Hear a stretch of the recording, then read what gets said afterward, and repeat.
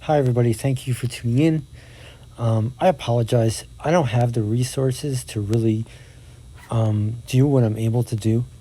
So I'm just going to walk people through this if anyone is interested. Okay. So in the last video we uploaded, I myself learned some things while making that video. We really learned the prophecy of Judah, the Genesis 49 prophecy of Judah. Okay. And so if you understand that prophecy, for those who are afflicted, rule and reign, those who endure to the end get a crown of life, right? So I decided to test the theory that we've been talking about on this channel. Now that we fully understand the Genesis 49 prophecy of Judah, we get at least the good gist of it.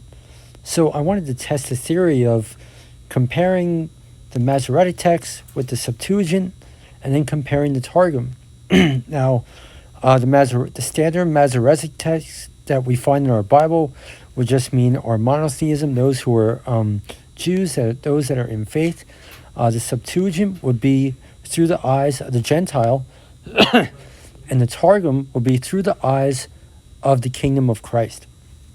And again, it passes with flying colors.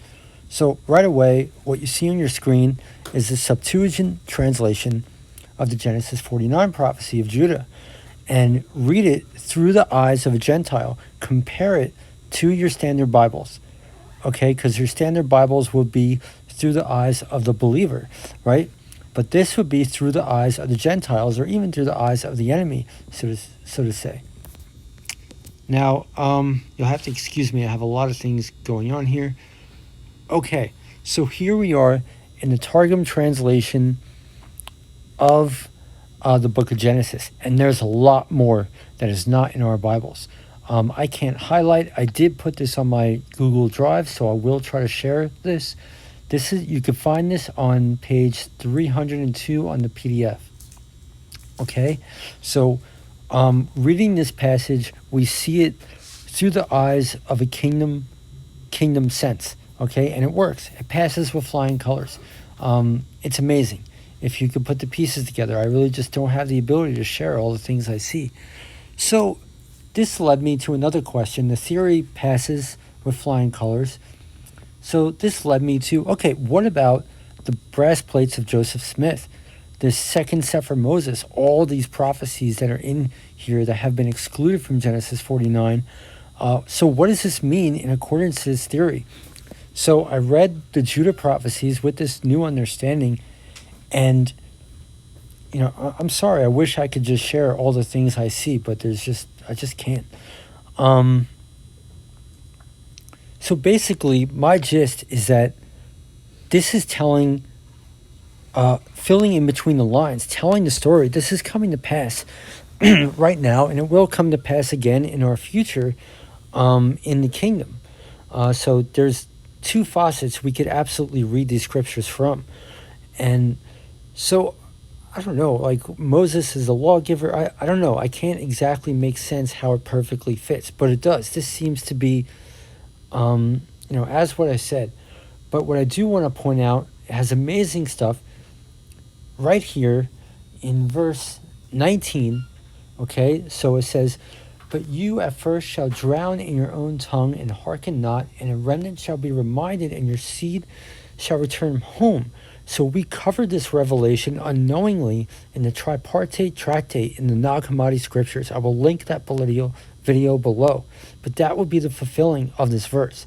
And it's really maybe the fall of the second coming of Christ, or of the kingdom. And I know the heathen get all excited about that, but it's really not his fault. As the Tripartite Tractate gets into much detail, he's reaching for the Father.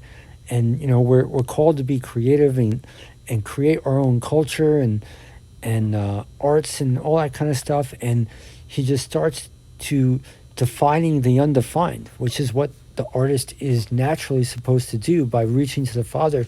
But that throws everybody off course, and that becomes the fall of the second.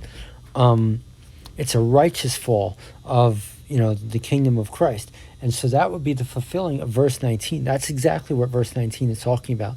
So I will leave that video below. It's really amazing. And this, I don't have my William Blake. It's one of the first poems of William Blake.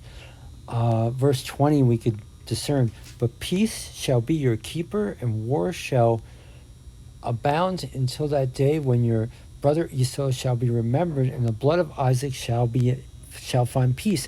Right? Because Isaac loved Esau more than Jacob. Christ came for sinners. Right? So there's a William Blake poem that talks about summer, and it's really awesome. I will try to find it, and I'll link the title in below. I'll look through my book. But it talks about how, in our summer season, when all is fine and dandy, our enemy is off mourning and in darkness. And those who want to repent, our summer season really should be bringing them in, right? So there's a really amazing William Blake poem that talks about that. But that's what this verse is talking about. So I'll try to put that in the description so people could read that poem. So yeah, and there's amazing stuff, and there's stuff that I don't understand. The blood of Abraham shall be at the very seed of Adam upon the earth. I don't really know what that means.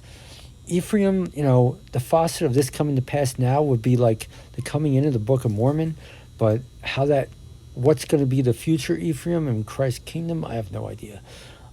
So yeah, it's amazing. These prophecies seem to just like fill in the gaps, fill in the story. So I don't know how exactly that fits into this theory we have going, but yeah, I just want to share that with you. Understanding the prophecies of Judah, truly amazing. And of course, we can continue studying the Testament of the 12 Patriarchs. If you want to understand just the general pillar of Judah, that's where you go. And on the archive, I found multiple versions of the Testament of the 12 Patriarchs that I never read and never went into. And if they're different, yeah, we could just dive through that rabbit hole. So, but that's for a later time when the archive is restored. It always has been a fantasy of mine of making these studies into their own book of the Testament and the 12 Patriarchs, because there's so much to compare, and they're so relevant. So, okay, I just wanted to share that. With the last video we uploaded, we could actually start to conceive of what's going on here, if you're caught up. So, okay, thank you for tuning in. Allah bless you.